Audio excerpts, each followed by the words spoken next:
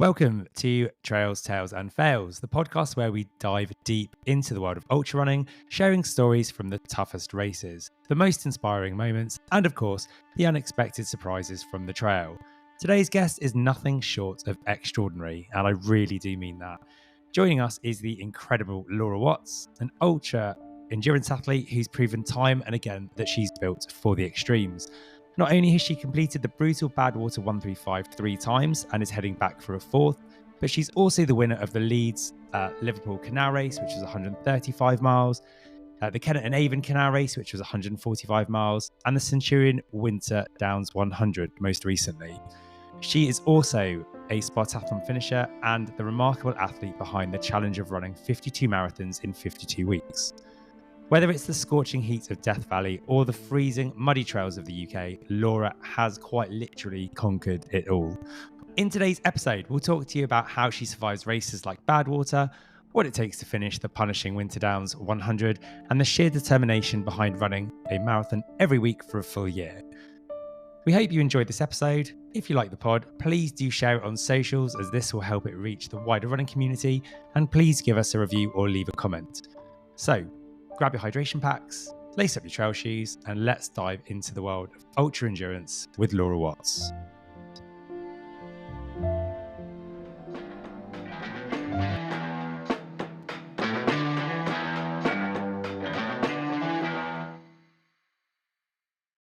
Okay, so this is the third time now.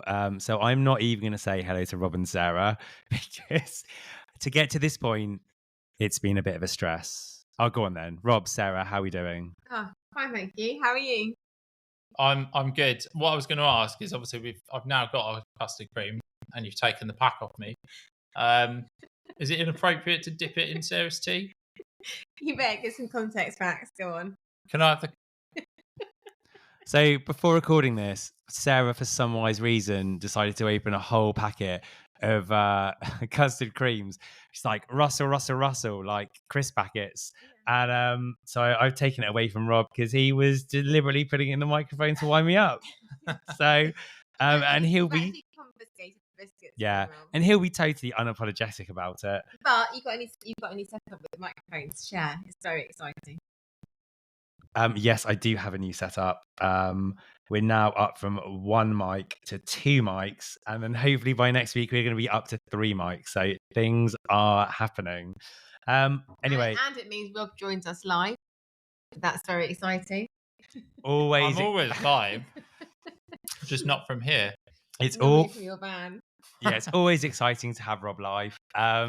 Anyway, Sarah, I've got a bone to pick with you because last week we were talking about the pod, and we do listen to a podcast with a certain Rob Beckett and Josh Widdicombe. And you have likened me on this pod to the Josh Widdicombe character and Rob to the Rob Beckett character. I'd argue slightly less funny, but anything that you'd like to say in your defense? No, I think if there's a great podcast called Parenting Health.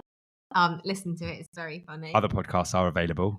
And Rob Nugent is Rob Beckett, like just quite naturally funny. Oh wow.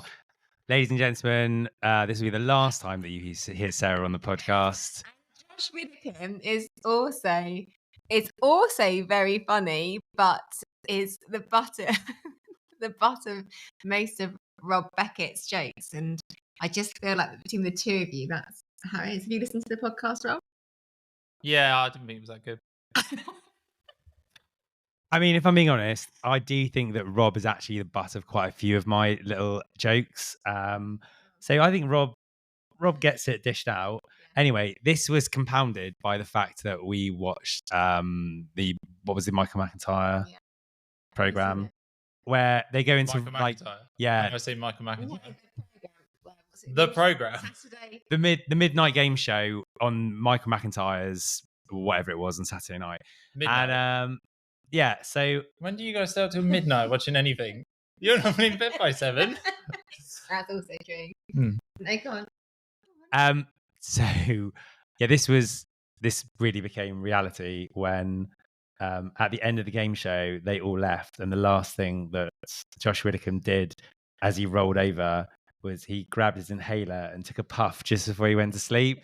And I was like, oh, no, I really am actually Josh Widdicombe. So, yeah, anyway, there we go. That's true. Right, That works. how's your running been, Rob, this week? Well, we're all injured, aren't we? So yeah, we're like a bunch of rusty old cars just squeaking down the road at the moment. What's happened to you? I'm just constantly injured. Knees are. I feel like a 90-year-old man just running around aimlessly around lists, just complaining about things, shouting at young children who are too noisy, and things like that. How about you? Your Achilles is gone. Your leg's My gone. piece is gone. My piece is fine. I do have some sort of. I am projecting my voice, Max. Sarah, you have to shout. We've got microphones now, Sarah. You have to shout. I am Max. I have got a sore bit on the right hand side of my right leg on my quad, but it's fine. It doesn't really hurt, but the plan has been slightly altered. But it's all good, and it's all good. And I've got great people around me to help me, and it's fine. It's fine. Yeah, I feel I was very supportive this morning when I just ditched you. Oh yeah. He ditched me this morning. I'm just going back to the supportive people. Do I make the cut in there or? Right now, no. Oh, brilliant.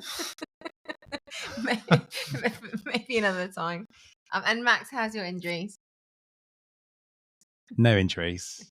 No, I've hopped back on the peloton, which has been good. Yeah, it'll be fine. A couple of weeks. Hopefully, I'll still do the 100 hills. Have you pulled out yet? No, I haven't pulled out yet. I think I've got like till tomorrow to make a decision. Or it might have even been today. But the way I've looked at it is, I'm just going to do. I was like, what would Rob do? And he would ignore all advice from any medical professionals, crack on, and then somehow with like limbs hanging off, manage to get to the end, which is more than could be said for me getting around the arc of attrition. So yeah, be more like Rob and just crack on. So yeah, we'll see. Obviously I won't run it if I'm actually injured, but I think a month to go. I'm hopeful that I'll be all right. Are you excited for the 100 hills, Rob? Yeah, I was excited. I saw that Mark Derbyshire's got just under 4-hour course record. 4 hours for a 50k is quite long, isn't it? For what I would consider to be an extremely professional runner. So What's the elevation on it? Oh, it's just very it's 100 hills apparently. Statsman can tell you. It's just over 4,000 feet. Thanks, Josh. 4,000 feet. So that's not that much, is it? Is it a lot? How many times up Hillbrow is that? How many times up Hillbrow? No context for most people listening, but it's probably like oh gosh, I can't even think. 26? 100? 100? 20 times up Hillbrow. Why is it called 100 Hills? I don't know. Shall we tag James Elson and see if he can answer this question? Yeah. James Elson, why is it called 100 Hills? I don't know. I don't even think there's anything funny to say about it. I was expecting literally 100 hills. I mean, that's what you would. The more I thought about it, the more ridiculous it got. Yeah. Because I don't know anywhere that's got 100 hills. Maybe there are. Maybe I need to look into this. Research. Anyway. It can't be 120 times up Hillbrow. That's insane. No. 300 feet. Maybe we should do that one. Nah, it's like 15 times. I've been thinking about doing a step marathon. Right. So find a set of steps and then just run a marathon. Oh, yeah. You've got this little fascination with steps going on at the moment. I saw that on your Strava the other day. That was good, yeah. It started off as a 7-mile run up and down some steps, and then it turned into a 10-mile run. And then you smashed the run the next day like you hadn't done any steps. Yeah. So I thought I'm going to up it to a marathon. Maybe do like 100-mile ultra, up and down some steps. So the question is, Rob, 100 hills, are you going for the win? No. That'd be ridiculous. There's 100 hills. It's crazy talk. No, probably not. If Mark Derbyshire has got 4 hours, I suspect someone else is probably quite close to that. So see what you can do there. I don't know what my PB for a 50k is. I think it's like 4 hours and 10 minutes, 20 minutes, something like that.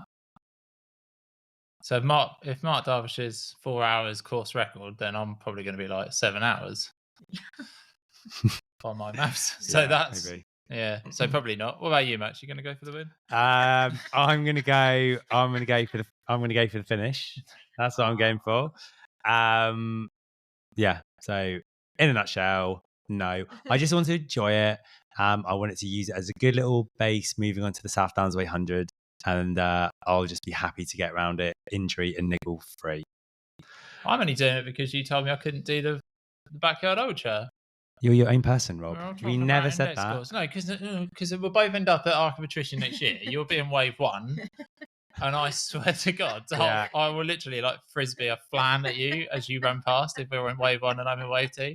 Something is coming out of the crowd that's just going to wallop you. And there is support right there. Yeah, it's not. I'll just trip you up. I will throw your shoe off a cliff. Never mind, roll it. I've really missed you this last week. It's been great. Okay, so shall we wrap things up and have a chat with our guest today then, Laura? Yeah, super looking forward to it. Awesome.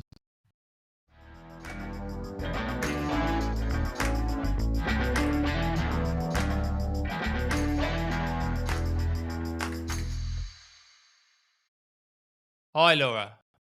Hello.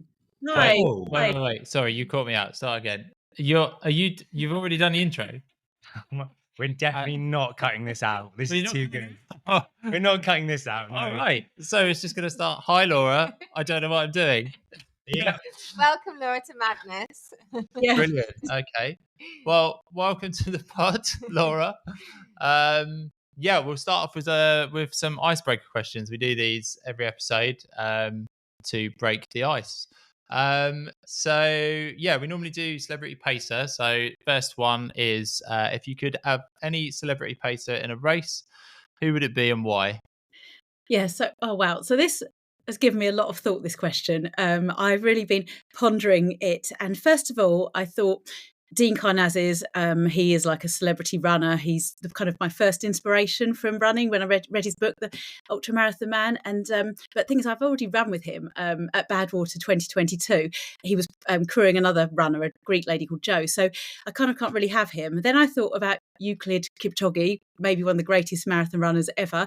But I mean, he runs at 4-minute miles. He's way too fast. I could never keep up with him for like 100 miles. And then I was thinking about amazing sort of leaders like Margaret Thatcher, ultimate girl power, and someone like amazing like Nelson Mandela. And then I kind of went on to Hollywood actors and Daniel Craig. I mean, he's a brilliant actor and kind of easy on the eye as well. Wouldn't mind looking at him. But then I sort of thought the person I'm going to choose, who kind of isn't really a celebrity, but it would be me, but as my younger self before I got started running. And I'd just like to know what I'd think of myself now. How would I be inspired by myself? And yeah, would I believe that I've kind of done all this stuff and run all these crazy races? So that's amazing. And what thoughts? Yeah, it's a really interesting answer. Yeah. I just said Greg James. I kind of I know it was a really good question, but yeah, I do sort of want to see Margaret Thatcher running an ultra though. That's no, I don't think I've ever seen her in anything other than like power suits and with their perfect sort of hair. That'd be quite interesting. Brilliant. Well, yeah, great answer. So yeah, what would be your running guilty pleasure? So a song or a snack, or anything like that you're embarrassed to admit. So we've decided to ask you live on a podcast. Yeah. Well, with songs, I love listening to music. I love all kinds of music, and I do a lot of running on my own, obviously, as we probably all do in the trails, when you think no one's listening. And I'm quite partial to sort of blaring out on my a bit of Spice Girls or Kylie or Eye of the Tiger, but I'm the worst singer in the world. I have no melody, and my husband always says to me, please don't sing at my funeral. So occasionally if I am in song and then suddenly there's someone like walking their dog and they hear me, and it's like almost so embarrassing, not the song I'm singing but the fact I just cannot sing. So anyway, yeah, so I love any sort of 80s music. Rick Astley, Tiffany, I think we're alone now. Oh, brilliant. Well, I think a Spice Girls. I think I like to be the Spice Girls. Yeah, this sounds very familiar to running with you, Sarah. I think if you two ever went for a run, you'd get on just fine. Yeah. bit of that in S Club 7. I mean, we're Oh, God, away. yeah, it's stuff 7. I love it. And what's that? 5 as well. Yeah. Oh, that's on my playlist. Don't you worry. That's on my playlist. Sorry. Right. Brilliant. Yeah. So, yeah, obviously over your running career, you've done a lot of incredible races, from marathons, some of the toughest ultras in the world. So yeah, just wanted to get a little bit of background into that. What got you into running, and then sort of what progressed you through the stages. Obviously, did you go straight into long distance, or have you started off much shorter distance and built up? Yeah, well, I mean, school was obviously a long, long time ago, but I was a runner at school. I was in a reluctant member of the cross country team, who knew I'd love running in mud so much now. And also, I did like athletics, the 800 metres and 1500, which they also considered long distance, which I think is quite funny, like twice around the track. However, so after school, I kind of carried on running. I'd always been running's been part of my life, but it's, little runs, nothing major, until it wasn't till I first went to watch the London Marathon in 2002 when I was totally inspired. I mean, I'd always loved watching it on TV, and you used to watch it on Sunday morning. You saw the heads bobbing up and down as they're all running, everyone's running down like the start. And when I actually went to watch it, I thought, I need to do that. That looks this is so incredible. And I was at mile 20 and watching the effort that people were putting into their race, and especially at mile 20. I just thought these people are incredible. So next year I did the London Marathon, but I thought that's a one-off. I've done it, and I'm never going to do that again. However, couple of years later, after I'd put on a bit of weight, I lived in Australia for a year, had an amazing year of eating cheese and drinking wine, and I thought, right, get running again. So I literally started doing the London Marathon. I was lucky enough to do it 2007, 8, 9, and it wasn't until 2014 when I actually did 2 marathons in 1 year. So I thought I was really hardcore. I did Brighton and London, and then I discovered ultras. I'd been sort of watching loads of YouTube videos about ultra marathons, and I just didn't even think how anyone could run like one more step further than a marathon. I just thought this is crazy, all these different events that are out there. And then reading magazines, and it was 2016 when I did my first ultra. I bypassed the 50k and the 50-mile option, went straight for 100k, London to Brighton, and I absolutely loved it. So then the rest is history. What year was that? Sorry. That was 2016. Wow. Yeah, amazing. Yeah, that is. Yeah, I think we had a friend of ours that did the London to Brighton, and I'd heard about it, but they did the London to Brighton bike ride, and that back in the day, that nearly finished me off. So yeah, the thought of running it back in 2016, I think still for me would have been absolutely absurd. But yeah, that's it's kind of a. Did it feel busy in 2016? Did it feel busy like when you were there? Because I feel like the numbers are getting bigger now. And 2016, did it feel like quite a small thing still, or? Yeah, the actual event, it was kind of, I think it was called Action Challenge, but they had lots of different sort of versions. You could either do the whole 100k, or you could do 50k one day, 50k the next day, or some people not just, but doing 25k. Yeah. So it didn't really seem. The aid stations were incredible, but I think because they were gearing up people that were camping, they had like proper almost my friend I was running with, he like had a proper sit down meal halfway, but they had, so the aid station was like amazing, but the actual field itself didn't seem that big looking back to it now. But yeah, I mean, you've had such a journey of it over like the last 8 years to have seen the sport grow. It must be amazing. Yeah, no, it is amazing. And like I do wish I'd got into this when I was younger, because I suppose I was born in 77, trying to think how old I would have been in 2016. Was it 39? Is that right? It doesn't. I do wish I'd got into it younger, because I see a lot of younger people running ultras now. I mean, maybe myself, I wasn't like mentally ready to do that sort of distance then, but it's amazing how it has grown. And there's so many events out there, maybe not so good for race directors, but there is so much choice. Yeah, definitely. And did you take any big lessons? So that being your first ultra, sort of how did that feel after stepping up from marathons? Yeah, any big sort of learning curves there? That actually went really well, because I just did not know. I knew I could run the marathon distance, and people had said to me, "Oh, with ultras, you do run slower, kind of walk up the hills." So I just sort of went with that, and I actually did quite well. But my first attempt at 100 miles, which was the following year, because I thought, oh, I've run 100k, what's next? Looked at 100-mile race, and I found the Centurion Running's North Downs Way 100, not realising how difficult that race actually is. But I quit at 76 miles because I mentally gave up. And that was a big thing I've learned now, is my mental resilience is so much stronger. Like, I didn't know about the highs and lows of ultra running. I didn't know that, I didn't know about death marching. Not that you want a death march, but basically I got to 76 miles and my husband never said, it was probably like 2:00 in the morning, but I think I've been going 17 hours. So I've been doing quite well. I had so much time to finish that race. I could have death marched it out, but my husband never seen me sort of feeling so low. And so we both took the decision to this isn't for me. I'm not enjoying this. Next day, after I'd had a sleep, I was like, what? You could have finished it. I was so annoyed at myself. What? But so, yeah, I know that now I just have to keep strong, focusing on that finish line, focusing on the glory of getting your buckle, finishing, no matter what it takes. Just never give up. It's one of those where looking at it from the other side as well, probably less so Sarah, but Rob, when I've seen you at the Autumn 100, and you're feeling a bit low. I'm joking, not you, Rob, but when you got somebody you care about and you see the state that they're in at like mile 70, mile 80, there's nothing, or there's very, very little that you can do to make that situation feel better.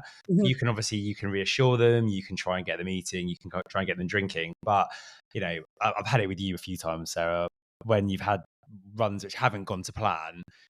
When you're looking at it from the other side, you kind of feel helpless. And I guess you learn over time, but the first few times you see it, when you're looking at somebody that's saying, I can't carry on because of X, Y, and Z, I guess your immediate response is to go, well, absolutely, this situation looks horrendous for you. Like, you might be in tears or, you might be falling asleep. But then once you've seen it a couple of times, then you realize that actually, if you're not injured, crack on. Exactly. I know. I mean, now we say, unless I'm actually going to die or in serious need to be taken to hospital, do not let me quit. Do not let me quit under. And so, yeah, if for both of us and like I say, for the support crew, it is a big, and they're tired too. They're like 2:00 in the morning. They're probably like, I want to go home. I don't want to be sitting in this car, for another X number of hours. So, yeah.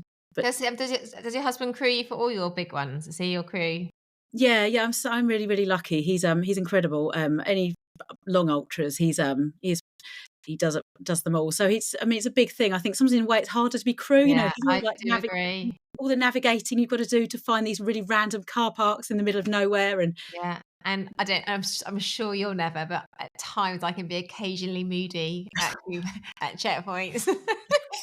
So I do think, and then you're like, oh, that was I wasn't at my best at that point. Exactly. I know. I could be quite snappy when they're trying to help. No, well, that's amazing that if he's crewed you for so long, he knows your routines and how you are. That's awesome. And we definitely learned a lot on that note, because I probably used to spend like ages chatting with him, and now he's got the water bottles ready. We call them Formula One pit stops now. We just we don't stop and chat really. We just do what we need to do, and I'm off. Amazing. Waste so much time. Amazing. Awesome. So we'll talk about Badwater in a bit.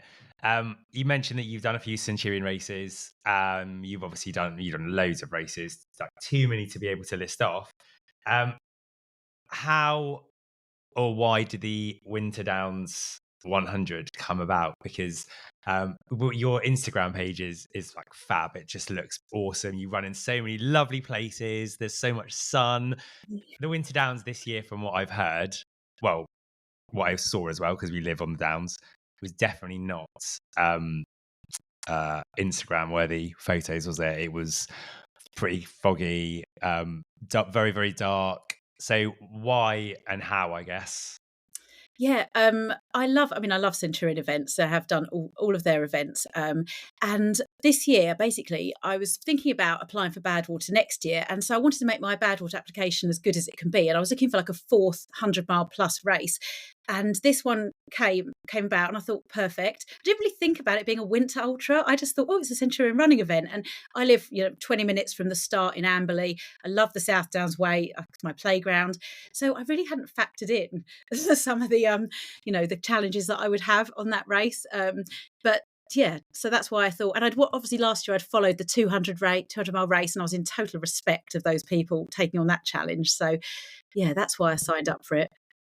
What were some of the biggest challenges on that race for you?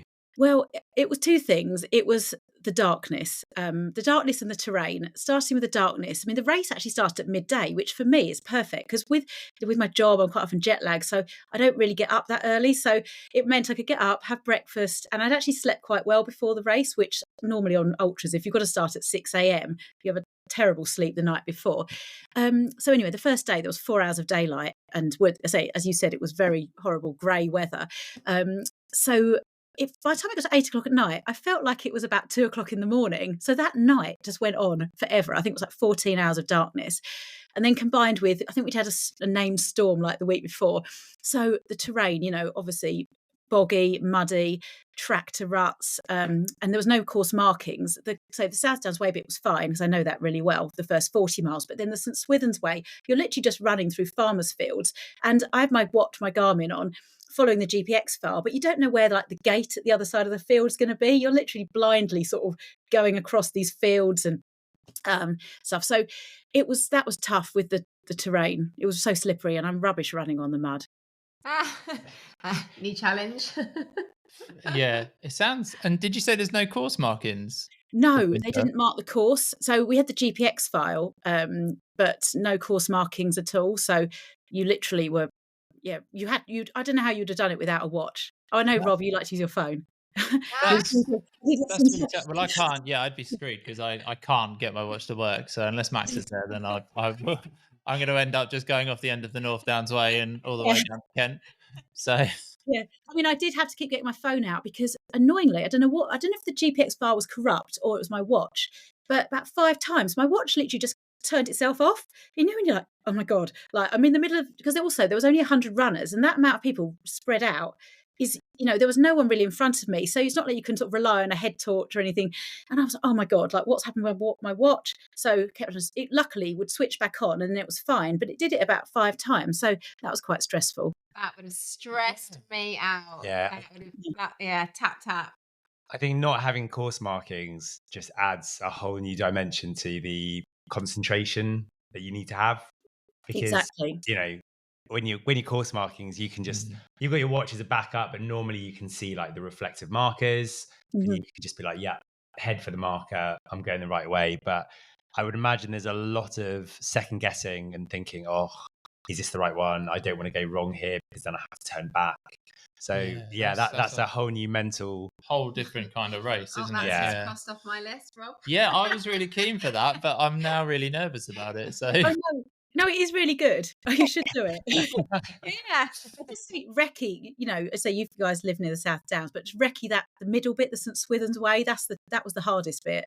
Did you manage to get much training in preparation for the winter conditions? So like testing out some of your kit, some of that mental resilience needed for running in the cold or running in the rain. Did you get much practice in? Yeah, I mean, I'd recce'd practically most of the course, apart from, annoyingly, the bit I needed, about 20 miles of the St Swithun's Way, so that really, really helped. And I discovered, game changer, the Deck Shell knee-length waterproof socks that were absolutely amazing. They were £50, but they were worth every penny because my feet stayed dry the whole time, even going through like ankle-deep water. It was amazing. So I tried them in training as well, and I bought a new Montane pack that had been recommended because I've only got a Salomon pack that isn't that big, but you need to carry a lot of mandatory kit. So the Montane pack, I sort of tried that in training as well. The Deck Shells, we use the calf high ones with toe socks underneath because that's quite a popular spine combination apparently. We've found that to be really Have you got any good. waterproof socks, Rob? No, I've got a pair of underwear socks with holes. I have to wear the left on the right and the right on the left so that my big toe doesn't go through the hole. I went to Junior Park Run a couple of weeks ago, Laura, and Rob's always at Junior Park Run. Normally gets there just as I normally come in the top 3. So. Yeah, and I saw Rob just coming like with 30 seconds to spare, and Darcy just went, "Is Rob wearing odd shoes?" Yes, Darcy, Rob is wearing different colour shoes. Yeah, my kit's not great. Hilarious. I think they see me come in at Centurion events and they're just check him. Yeah. Did you have any unexpected lows or highs during that race? Well, I mean, one of the highs was, bizarrely, I managed to say I started off in the lead and I held the lead the whole race. So I had the race photographer with me, loads. First of all, I didn't know why he was there and kept videoing me, and I was like, so I was loving that attention, which was so nice. So that was a real high. Lows, my nutrition is quite bad. I mean, I try really hard with nutrition, but in races, I just tend to feel really sick or get sick. This one, I wasn't actually sick, but I just, after about 60 miles, I just couldn't eat anything. So that was a bit annoying because, you want to put fuel in the tank. And so that was, I mean, it was a bit of a low, but I mean, I'm sort of used to that. It is standard, Laura. But yeah. Do you think that the fact that you were out front early on pushed you to go harder for the rest of the race? As the race went on, that sort of want to not give up to somebody who might be behind you, did the competitive nature kick in and you just thought, right, we need to crack on and we need to get this done? Do you think that if you'd have been third or fourth, you would have run the same time? Yeah. Oh, no, exactly. I mean, say thank you so much to Cassia, who did come second, because, I mean, it was fine because she was closing in on me. So I didn't actually set foot in. There was only 3 aid stations in like nice warm village halls. I didn't set foot in one of them because I didn't want to waste time and I didn't want to get warm and not come out again. But Matthew kept updating me. He was checking the tracker and he kept telling me, oh, she's getting closer. And then she was like a mile behind me and it was stressing me. And I think at one point I was like, I don't care. I just want to finish and I'll be happy with the second place. The Centurion second place would be more than incredible. But then I did have that chat with myself and think, come on, this is your one opportunity to get that magnificent trophy. Like, do everything you can to try and.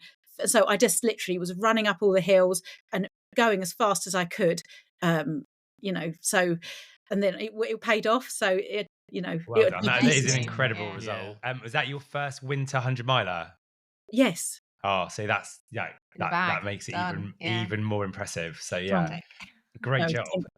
Do you think then that you could be tempted to do another winter 100 miler, or do you think you're going to stick to those hotter, warmer summer trails, which are slightly firmer? Yeah, I mean, I would be tempted to do another because I did actually really enjoy it, but I don't think you never find me on the spine race, the winter spine. You won't find me there. That's a bit too extreme. I've heard that Arc of Attrition entries open in March.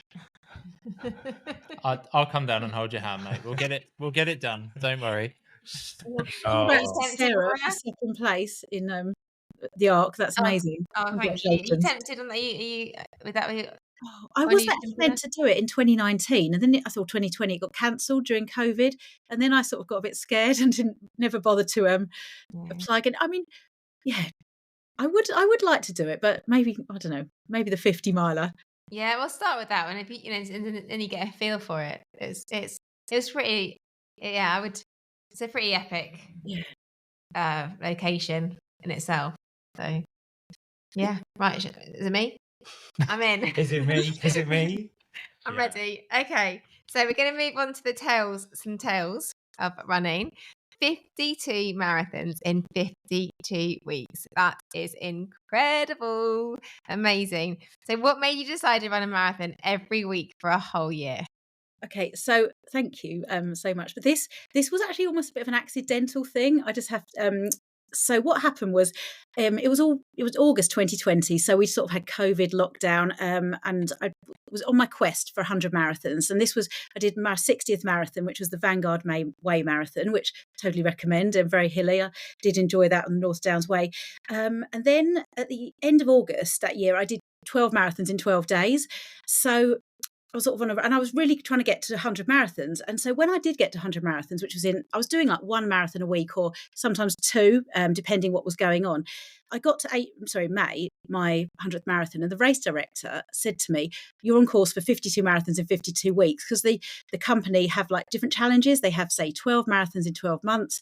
They have, say, 10 ultra marathons in 10 days, all different things. And one of them is 52 marathons in 52 weeks. So I had like 6 weeks then to run 10 marathons, which I did, and got my 52 marathons in 50. So it wasn't like literally one a week. It was kind of spread. It was it does. That the net effect is 52 and 52, but I still was. Hey, it's incredible. And through that time, did you have any? How's your body doing? Like we do quite a lot of miles, but that's an incredible amount of miles. How was your body? Do you know, it was actually fine. I think the body gets used to it. The hardest bit was the 12 in 12 because it was also the location was a 2-hour drive from where I live. So I was having to do 2 hours drive or 4 hours driving every day in addition to running the marathon. But with these marathons, I wasn't going full. I was literally just running them, just as training runs, if you kind of an easy. Most of them were between 4 and 5 hours. But in that year, I actually did, as part of the 52, one of them was the South Downs Way 100, which only counts as one marathon, even though it's 100 miles. The body was actually fine. I don't know how. Well, I always find when we do our training blocks, it's, when the training plan says 26 miles, it's like, yeah, sure. Let's go and run a marathon for fun, just for our training block, isn't it? It's just about find it. How early can we start, and can our partners tolerate accept this? Were they mainly tarmac? Were they trail? Was there did you think about the terrain that you were running on to try and lessen the impact on your joints? No, they were all a mixture, to be honest. They were probably about half and half because I do quite a lot of these events. They're called timed events. So one company in particular, Phoenix Running, they do amazing medals, but a lot of them are on the Thames towpath. So so that's was like a gravelly sort of terrain, but it was a bit of a mixture. But I'm the same. If I can do a marathon training run, I kind of like to do it for a medal and then add towards my tally of marathons. And you have an amazing selection behind you, Laura. Yes. So taken over the whole room. It's I don't know where we're going to put them next. Looks amazing. Did you have somewhere to put the Centurion trophy? Oh yeah, that is up on the shelf. Actually, I wish it was in the living room, to be honest, because I'm in the study. But a shame I need to get it out because where do you put yours, Sarah? You've got 2. I have. I get teased a lot, Laura, about my trophies from my lovely running friends. So they are in our sitting room's like into 2, and then we've got like a bike and our weights down one end, and it's sort of like it's a windowsill, but it's Yeah, they are amazing, and I've got a medal little thingy in the downstairs cloakroom. But the Centurion trophies, they are amazing. They're very special. Special. And how did you feel when you finally finished? How did you feel when you finished the 52? You asked the question. How did you feel when you finished? Oh no, I was so pleased because I got my really cool T-shirt. It says 52 marathons in 52 weeks all over it. So if I wear it for an event, people always, it's a talking point now because people always like, have you done that? It's quite cool. And I was just quite relieved as well. I thought, okay, I've done. There is actually, one of the other challenges was running 100 marathons in 100 weeks, which I was tempted with, but then I had to go back to work because I was furloughed from work. And then I just thought, actually, that's a bit too much. I think 52 and 52. Yeah. Right. Ready for our little game? Rob, the game. We're going for the game. The game. So, truth or lie? I'll keep a little tab. So I was thinking what we were discussing, and we thought rather than just going 2 truths and a lie, and it just being very we know 2's true, we know 1's a lie. It could just be it could be either or. And if we want to ask any questions around it, we could. Now, Laura, if you don't want to go first, I'm more than happy to go first. This is not your section, it's Rob's section. So Rob's gonna go Rob, what would you like me to do?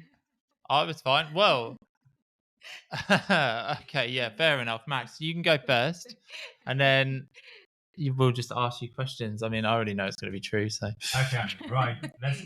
Let's keep score then. Okay.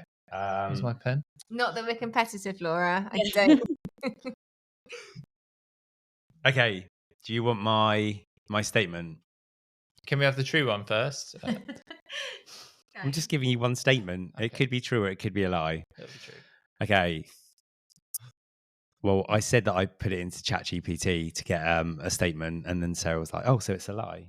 So my statement is, I am so competitive that during a school cross country, I deliberately tripped somebody up to try and get 3rd place.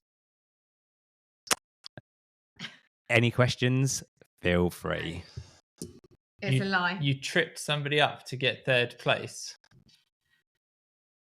Laura, any questions? I don't Challenge think I have a Max? question. You seem too nice to do Oh something. no, it's very possible. But It's very possible. How did you trip? How did you trip them up? What was the move? Well, the move was sort of from the back, a bit of a from behind football, like swipe at the back of the leg. Were there no teachers at this event? It's cross country, mate. Cross country. The teachers don't run it with you. So you didn't trip someone over; you just wiped them out. Well, you know when somebody. What were their names?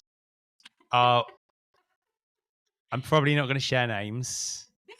Okay. I can tell you first name. I think was Theodore. Theodore. It's a lie. Okay. And what did you get for third place? A Centurion trophy. Did you? Really? Okay. And where have you displayed your Centurion trophy? Would you like to challenge me on any of this, Laura, or are you happy to go with what these two are saying? Laura, what do you think it is? Yeah, I do think it is a lie. I think it's a lie. Rob? Well, I'll say true. No, do you? Why not? He's obviously bluffing. Okay, I can reveal. Oh my God, I don't even know how this came into my head. I was running a school cross country when I was about 9, and I so desperately wanted to get third place. Somebody ahead of me that I really disliked was going to get third place. I tripped him up, and he still got third place.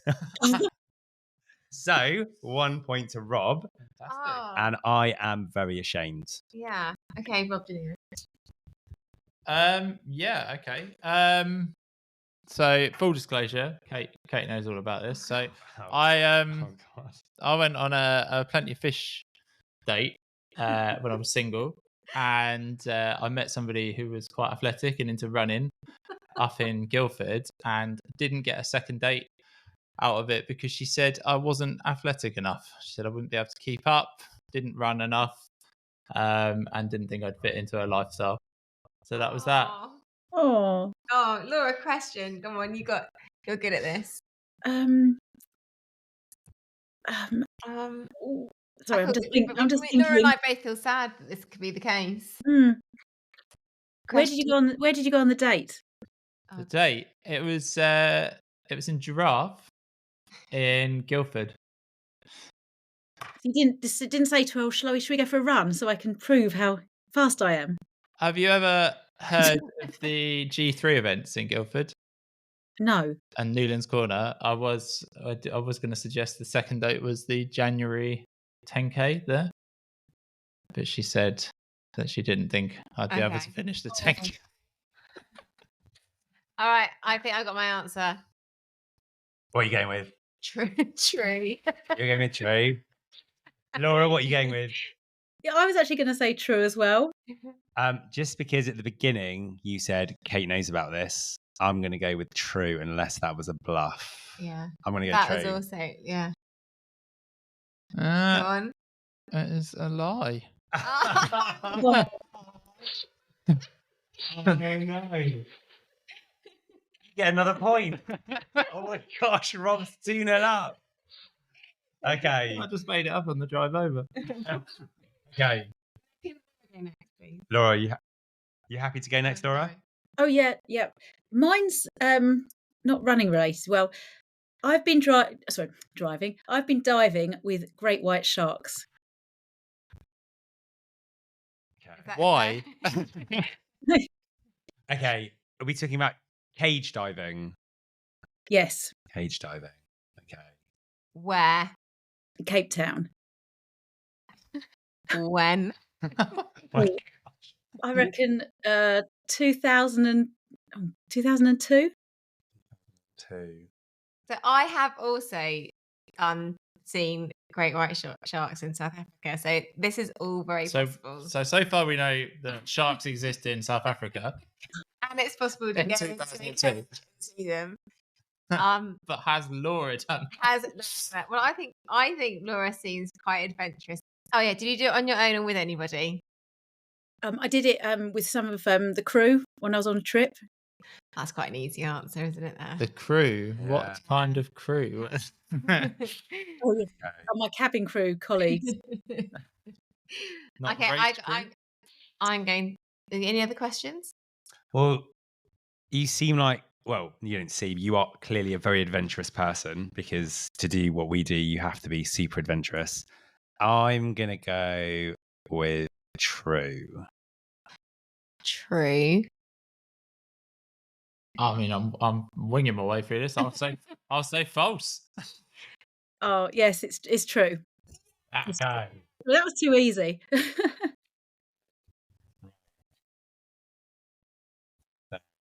And Max. Okay.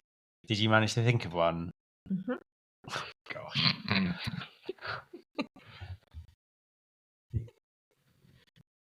If this is about not using Strava, I swear to God. Laura, I hate Strava. I'm not interested in Strava. So I wish I could use that as one of my truth or lies, but it's too obvious. Okay. When I run on my own, I get so overexcited sometimes I shout, woohoo! Running down the hills. Is that a truth or a lie? Which hills? How steep do the hills have to be before you go woohoo? That's a really good question. Any steepness, Okay. but it has to be a slight decline. I've never heard you do that on any runs. Is it all runs or but? Oh, you did say by yourself. Yeah. Fair enough. Yeah. Do you just do it the once if it's a long hill, or I get this like urge inside me, and it just pops out, and I just go woohoo, going down. It just happens. All the way down. So if you're coming down Butser Hill, from the top to the bottom, very good it's question. woohoo all the way to. It's in one breath. I don't do two woohoos. It's in one breath. Okay. But do you not get the feeling as you approach the bottom, slightly steeper bit? No, just Does the one pitch breath. change with the gradient of the hill? Oh, Laura, this is what I run with. I know that you make a lot of noise when a car comes up behind us slowly on the other side of the road. This is true. I hate running near cars. Yeah. What do you think? Well, I feel like I probably know the answer, but I don't want to influence what other people might want to do. Rob or Laura, any more questions? I listened to your podcast about the Ark, and when one of the when you're the two truths a bit in that, you said when you ran past, was it your mum and stepdad or my dad and stepdad, they you shouted out woohoo, I've got a clean pair of pants on. Yes, so I think woohoo could be your like, your phrase, but I wasn't sure if that was were you running downhill at the time when you went past?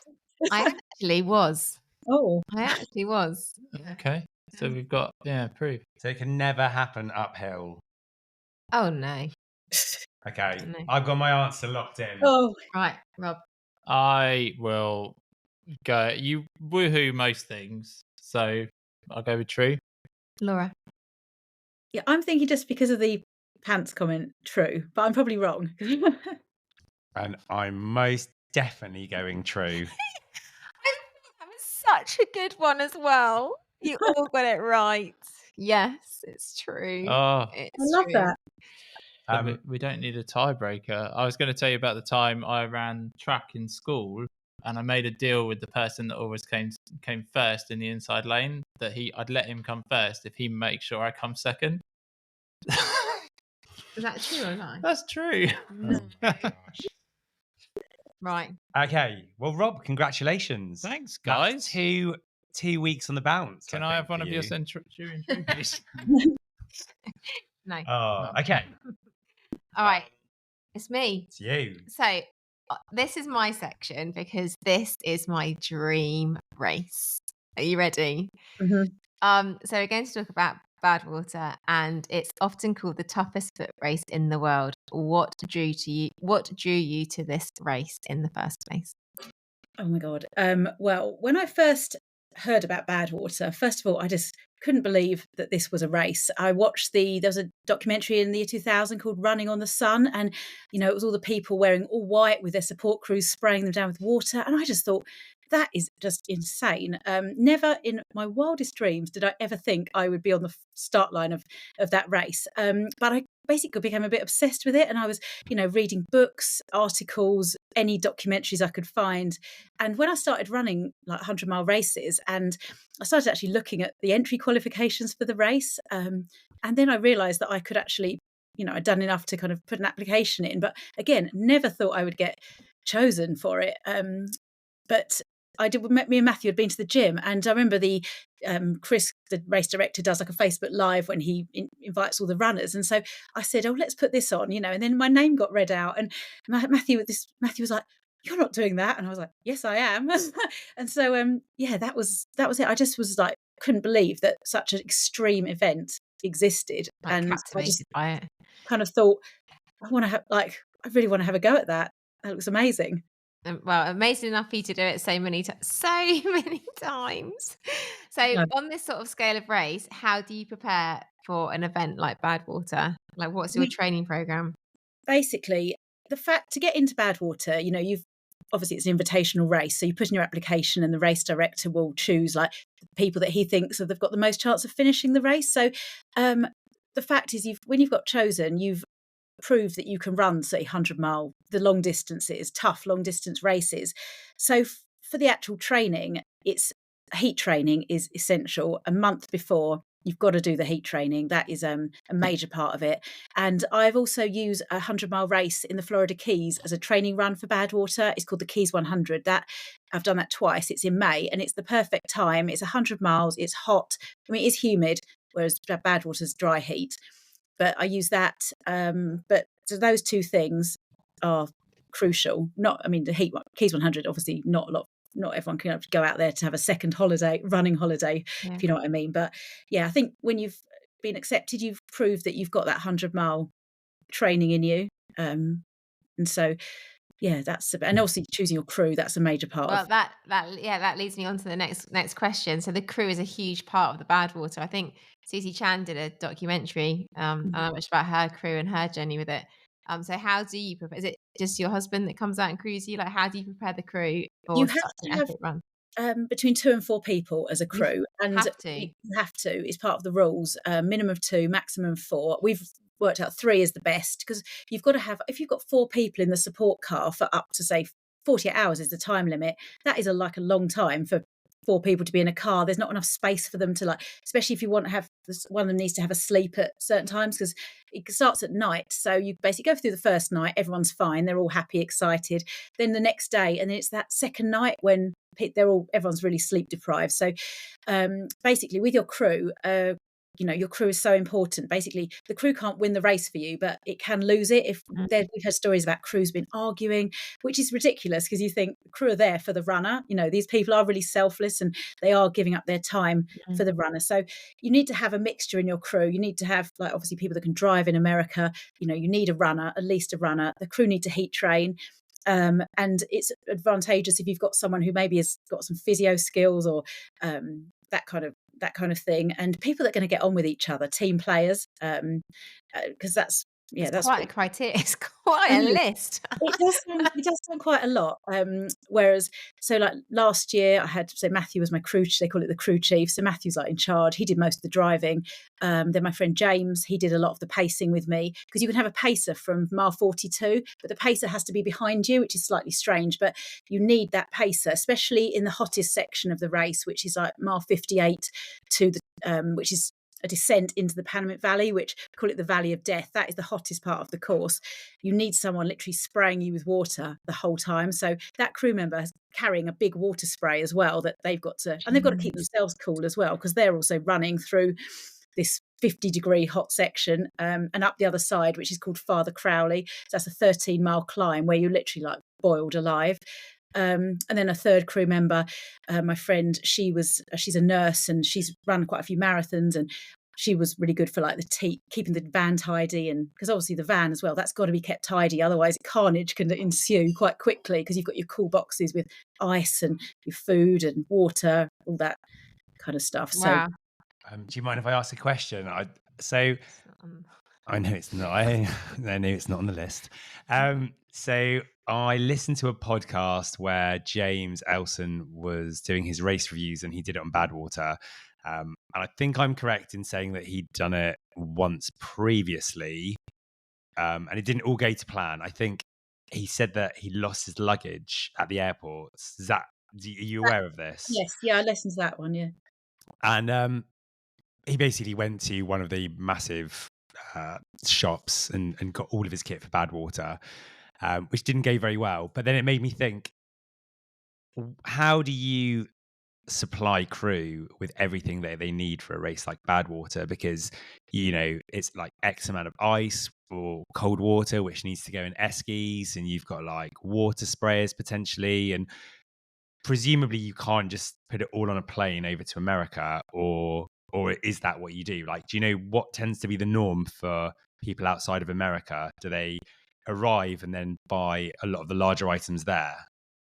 Yeah, basically. I mean, the first year I just ordered a load of stuff to the hotel we were going to stay at. I'd contacted them and said, is that okay? And so I ordered like the cool boxes. We did take, because we got a hose lock water spray, which we got off Amazon. We just took that in our suitcase. And we bought some like collapsible chairs from a sports store out there, because the crew need to get out the car as well, and like some chairs for them to sit on. But we obviously do get everything. And I mean, America, you fly into Las Vegas or Los Angeles normally. So, you've got all the massive stores there like Target, where you can get most of the stuff. And there's a lot of stuff online about what stuff you do need. There's some videos of things like the water we bought. There's a supermarket in a place called Lone Pine, which is where all the pre-race activities start. So it's a good supermarket. So you can get all the stuff there. Any like your own nutrition, obviously you take it with you. And ice is all bought obviously on the course, although there's not that many places to buy ice, but people do panic about ice. You see people carrying like bags and bags of ice. They're all panicking. But there's more than enough. They bring in extra ice for the race. So the first checkpoint is mile 17, which is called Furnace Creek, and they have a massive articulated lorry full of ice there. So the crew will just like buy ice at the different points where they can. So it's so you finish it 3 times, which is epic, and you're going back for a 4th. What keeps pulling you back to that race? I mean, it's the whole race is just incredible. It's everything. It's the build up. It's being the kudos for getting invited. Then it's the training, the heat training, the actual race itself. When you're on that start line, and it's amazing. It's just amazing. The harshness of the race, the beauty of Death Valley, and then like the finish line, to think the euphoria of like, I have actually completed this. I'm just Laura Watts. I'm honestly, I say I'm a normal girl trying to do extraordinary things, and I'm like, I've done it. Like, it's just amazing. And then the Badwater family, like, again, it sounds a bit cheesy, but they have people that come back year after year, like on the crews and race staff, and everyone is so supportive. It's lovely. It's really, and I mean, the first year I went, total imposter syndrome. What am I doing here? Seeing all these incredible runners that I like completely look up to. And then now I'm kind of in my element. It's lovely to go back seeing friends. It's amazing. Well, it sounds like you're hooked. They say that about the spine, don't they? Like, as in there's like something that keeps pulling you back, and whether it's that's just your race, it is obviously like pulling you back for something that it has. I know it's on my list. Yeah, honestly, you would love it. It's a bucket. I know it's a bucket. Most people are just do it once. I'm a bit greedy here, doing it several times. But no, it's part of my life. Like, I love. We sort of use it as a sort of a holiday. I mean, my poor husband, he does enjoy it too. But he has to spend. He does enjoy it. Matthew, do you enjoy it? Do you? Yeah, exactly. You will enjoy it. Yeah, no, it's epic. It's just epic. So the race starts 280 feet below sea level and finishes at nearly 8,400 feet. So how do you handle the altitude shift after hours and hours of extreme heat? I mean, you are like literally boiled alive. So the last climb is 13 miles, which is the Mount Whitney climb. And to be honest, by that point, you're battered. So the altitude, you don't really feel it, because you just are so, poop. So I can think of a swear word to say here, but you're just absolutely battered. So, yeah. I mean, the last climb, unless you're the elite runners, most people walk it or hike it, should I say, because there's some savage switchbacks, and it does get cooler up that bit because you go into like the mountains and it's absolutely stunning scenery. But it's kind of a never ending, because normally they call it the world's toughest half marathon at the end of the world's toughest foot race. And like those 13 miles, it takes you about 4 or 5 hours. So it's kind of brutal. Yeah, all of it. It's All of never it ending. brutal. But it's good. But it is good. It is good. Yeah. I guess the other thing is really important is still kit out there. So what kit would you say is important, and what shoes do you wear? Yeah, kit. I hear we quite like the same shoes. Oh yes, yeah. I mean everything. All my clothes are white. Most people do wear majority of white clothes. I mean, I will sometimes start in neon because neon's my signature colour. But in the day, Which I white. love, by the way. I love that being your signature colour. It's amazing, the neon stuff. Oh, thanks. Yeah, I like to stand out. Yeah, shoes. Well, I love my Hokas. My Hoka Bondis are like my comfy slippers. They are just because my feet are like dinosaurs, basically. My feet are very nice and they're quite wide. So the Hokas have got like the wide fit as well. I did this year. Last year, I started in Alpha Flies just to try and get a bit more speed in the. But I took them off after 30 miles and went back to the Hokas. Yeah. Oh, lovely. We like Hokas, don't we? Yeah. The only thing I can get my shovels into. Yeah, and I like the wide. I actually wear men's Hokas because of the wide fitting. Oh so, no, me too. Yeah, me too. Yeah, I've got duck feet, which is, I'm not saying you've got duck feet, Laura. I'm just saying I've got duck feet with my wide feet. So it's No, like, yeah. Honestly, Yeah. Matthew says my feet are like dinosaurs. They are disgusting. So don't worry. Okay. I'm sure yours are much nicer than mine. No, well, no, not at the moment, not after the arc. Yeah. So do you have any okay, here's the first one. Do you have if you're preparing someone for their first Badwater, fingers crossed, what piece of advice would you give them? I mean, I'd say heat training. Throw yourself into that. It's the heat training. Once you've obviously been accepted into the race, heat training and crew choice. They are two big. That's things. good. Yeah, that's a lot of detail in the crew actually. Yeah, I wouldn't have thought that one, but yeah. I mean, my friend James last year, he said it was like crewing on steroids. Because he didn't really, your crew have to stop every 1 to 2 miles. They're not having a leisurely 24 miles in the car before they see you. They are literally out the car, crossing the road, spraying you with water, replenishing your water bottles, ice bandanas, cold towels, and then you go off and they carry on, and then they repeat it. Probably about 8. You might see your crew 80 times. So it's quite tough for them. But I love that. When I do the long runs, I love that they're seeing the crew. That for me. And I think one race will be a big challenge for me to do 100 miles without crew, because I think that I'll find that really hard. Yeah, I know, because you look forward to seeing them. Yeah, it's like so a much moral boost, and yeah. Oh, look, I could chat to you about that for ages, but I will stop about Badwater, and I'm gonna ping it to Rob over here. Yeah. I was just curious in all of that when you're doing your humble Phoenix runs, if everyone else running up and down the Thames knows that they're alongside about a 3 times Badwater finisher. Yeah, that's so true. Because you've got about 6 hours, haven't you, to do those? And yeah, I think I'd be very intimidated knowing that someone who's completed Badwater is just smashing the miles out. I know, but I'm quite slow. So, there's people that are a lot faster than me. I mean, I've got a lot of friends there, and they all, we're friends on Facebook, and they know, and Rick, the race director, whenever I've finished the race, he's shared it on Facebook, which is really, really, but some people, when they find out, they're like, oh my God, like you've run Badwater. I'm like, yes. I never brag about it or anything like that, but it's quite funny. It's epic. It's epic. It is. Yeah, it is really epic. So yeah, these races are obviously polar opposites. So how does your mindset shift between running in extreme heats and then the extreme cold?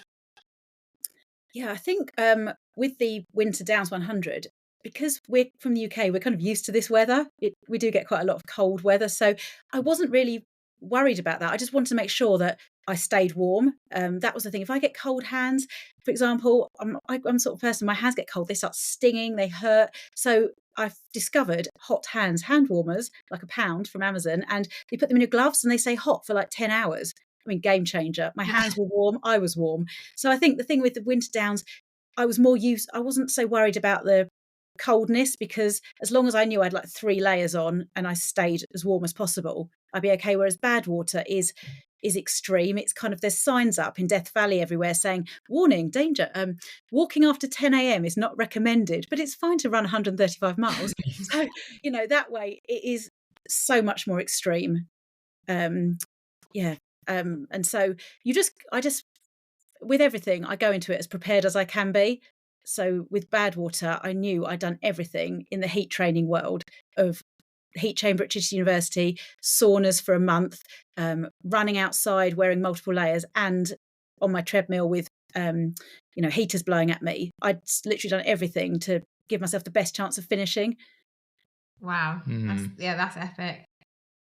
And do you find there's a difference between your fueling when you're doing a winter race in the UK to Badwater? Do you find that obviously appetites change and things like that? Oh yeah, totally. Like the Winter Downs, I hardly drank any water. I really wasn't. Maybe when I saw Matthew, he'd always give me new waters, but I really wasn't getting through it. I was probably seeing him every 8 to 10 miles, whereas at Badwater, every 1 to 2 miles, I'm getting a fresh handheld. I don't even know how much water I drank, but you don't have the appetite in Death Valley. I mean, as I said earlier, my nutrition is pretty rubbish. So Death Valley, all I wanted was watermelon and Jamaica ginger cake. And obviously there's not many calories in watermelon, but it's all I kind of fancy, that and like popsicles or ice lollies. Whereas Winter Downs, there was no way I wanted a lolly. A Calippo wouldn't have cut it. So it is different. With Winter Downs, I felt like having more real food when I love mince pies, because I feel like they're dense, they're pastry, calorific, yummy, sweet. Whereas I wouldn't have fancied a mince pie in Death Valley. So. And how much water or how much liquid are you having to consume during a race like Badwater?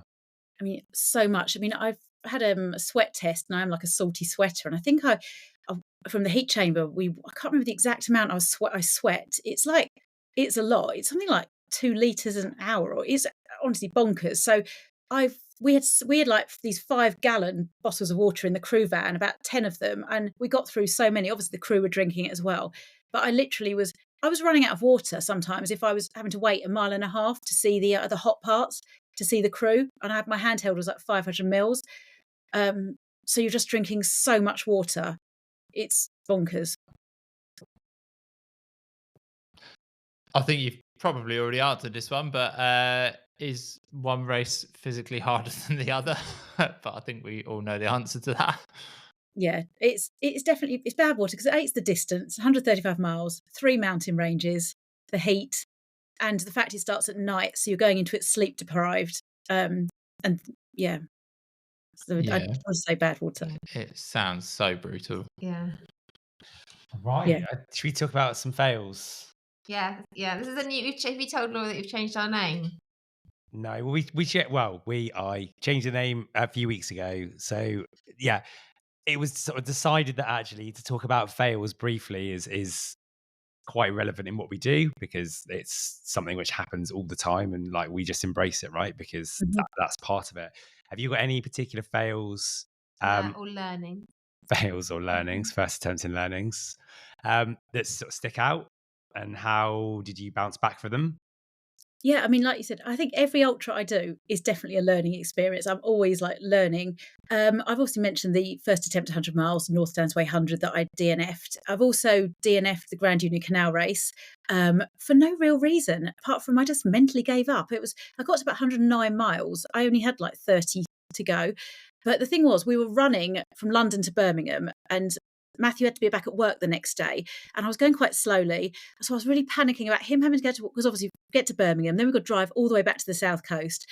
So I was sort of panicking about that, and my brain wasn't in it. So yeah, I just decided to quit at 109, and I've just annoyed with myself for doing that, because next I'm going to go back in 2026 and do that race and get it done. But yeah, that was a fail, but for no reason, because I wasn't ill. I was nothing wrong with me. I was tired, everything was hurting, but just again, it was a mental thing. So that was, I've also DNF'd UTMB, but I did break my toe. So I did have a good reason for I broke my toe literally the day before we flew to Geneva, because I kicked a kitchen unit, and it was absolute agony. had it x-rayed, and they said, oh yes, broken, but nothing could do about it. But because we paid for everything, the flights, I thought I'd be fine on cocodamol and strapping it up, but I wasn't. And so that was a fail, but it wasn't really my fault. Not really sure that's going to be counted as a fail. Yeah.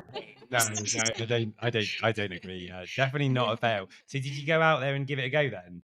Yeah, so I started it and I got to about 20 miles, but I was in absolute agony, and so I just thought, this is just not. But then it was just it was so painful, and I thought, I cannot run another 80 miles. So like when you stub a toe, it's like, oh, it goes through you. Yeah, it was so sore. So what was really annoying about that is now UTMB has changed all its policy of getting, you got to run all their races to get the stones, and so I haven't got these. I'd love to go back because the atmosphere at the start is amazing, and the finish line. Oh, they treat everyone's like a rock star when you run down. So we obviously saw people finishing, but yeah, that was a fail as well. No, that's not going on the list, I'm afraid. Yeah, I think that's quite a fair reason to. Yeah, absolutely. Excuse me. So thinking about the future, do you feel like you've ticked off a huge amount of races? Have you got any bucket list events left that you would like to do? Oh yeah, I mean, I have been so lucky, and I say, where do you go from Badwater? I've done Spartathlon, Keys 100. I mean, there are some races I would like to do. They're not so much bucket list because they are really cool. Like there's one in Hawaii called Hurt 100, which is a 100-mile race. It's quite a difficult one. Obviously, Western States, that will be amazing to do that, and Leadville, which is race across the clouds, another hard 100. But I need to win the lottery. Iconic, aren't they? I need to win the lottery and have no job to be able to keep doing all these things. There's also this thing called the World Marathon Challenge. It's 7 marathons, 7 continents, 7 days. I mean, that would be amazing. Has there been a celebrity someone that's done that? Or was that I think it was Greg James. I don't know. I remember various people with celebrity status maybe having done it. I can't remember. Was it a comedian or I can't remember. But yeah, I've heard. I'll message you later. It will come to me. Yeah. Oh yeah, basically, but that's. I mean, again, it's $50,000. It's way out of my price range. So wow. I mean, that would be a really cool thing to do if I was rich and had won the lottery. But anyway, yeah. But go back to GUCR, get that one done. I think you sort of answered my question. Is if you just do one race, the rest in one race, that you got only one race. I don't know. Would you choose Badwater or would you choose which one would you choose? If it only one race, I think Badwater, because it is. I know it is savage, but it's epic as well. It's just epic. We're gonna have to chat more. Yes, off this podcast. Oh, definitely. We'll go for a run. Yes, please, on the South Downs. Give me a head start. No, we're gonna chat. We're gonna go woohoo, going down the hills. So I'm going to try and tie these two in because I actually missed one, and I'm quite interested to know the answer. If you could obviously switch it up completely and take on not just a winter race, but an Arctic race, would that be a challenge you'd be up for? An Arctic Ultra across, where's Arctic that you can run? Well, there's an Arctic spine which goes through, is it Finland or Sweden? I can't remember. It's literally just happened, so I should have remembered. But yeah, is that something you'd be up for? You sound like you could probably handle that sort of.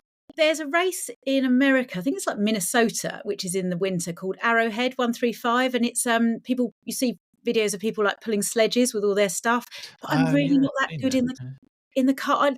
I think with the snow like that, if I got wet, I don't know. I don't know. I'd never say never, but it wouldn't be my ideal choice. But I don't know. I've got I probably wouldn't be.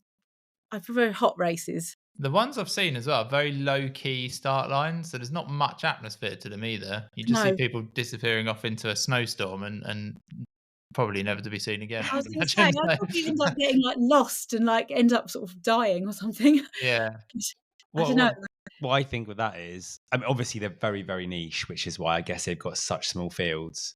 But I just think to myself, like, the wildlife, some of these remote places like Scandinavia, and you need to be prepared what to do if you encounter animals that can actually kill you. Yeah, I know, polar bears or I know. Flip it over, Max. Bears, trip it over.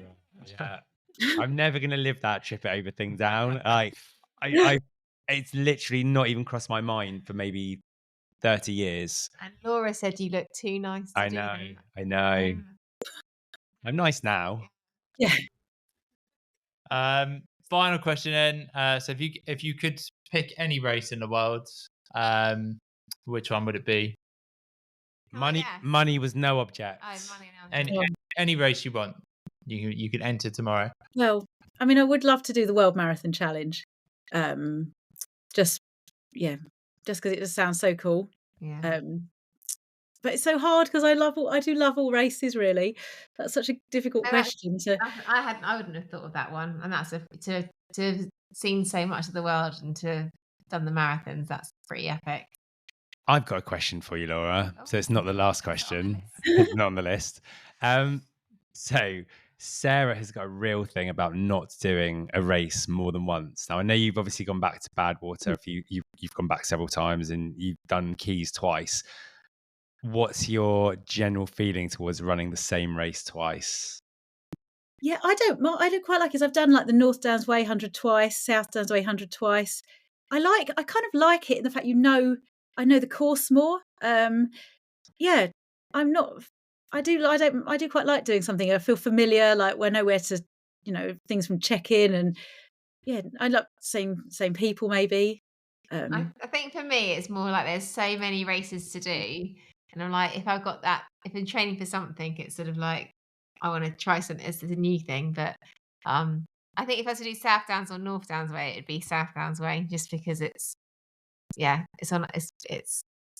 beautiful. It's a playground. You've run Hogmore Park Run 6 times. That's true, and I'm going to stop doing them. Do you do park runs? I've only ever done one. Yeah.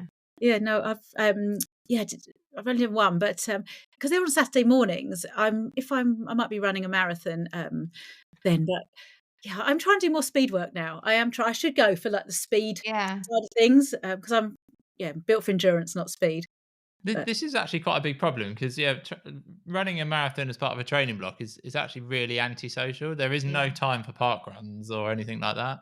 You have to get out early, miss all the social runs, and just go and get it done, don't you? Well, you do if you've got busy schedules and children and clubs and work and all that sort of thing. It is quite a juggle. Give it 10 years, mate, and you'll have all the time in the world. Oh, I can't wait. Yeah, Kate would have left me at that point, and the kids would have grown up. I'd just be out running non-stop like this hopeless looking guy. Oh, that's a cheery note to finish. Yeah. Wow. Maybe we'll just cut. Maybe we'll just cut that last bit out. Oh, yeah. Thank you so much for coming on, Laura. And sorry, I got the times wrong. By how long? Yeah, I don't really want to talk about it, but clearly, if we ever cross paths on the trails or at events, I owe you a drink. So thank you for being patient and accommodating. It's been amazing listening to you. Oh no, don't be silly. No, it's been wonderful. Thank you so much. Really enjoyed it, and hopefully see you guys out on the trail somewhere. Well, we'll have to look at a run this year. You're literally half an hour down the road. Yeah, that's crazy. We have to get out and hit the downs or something. Yeah, no, definitely. That marathon at 5 a.m. You're welcome. Yeah. Join the 5 a.m. club. Right. Thank you very much for coming on, Laura. Thanks, guys. Take care. Bye. Thanks very much.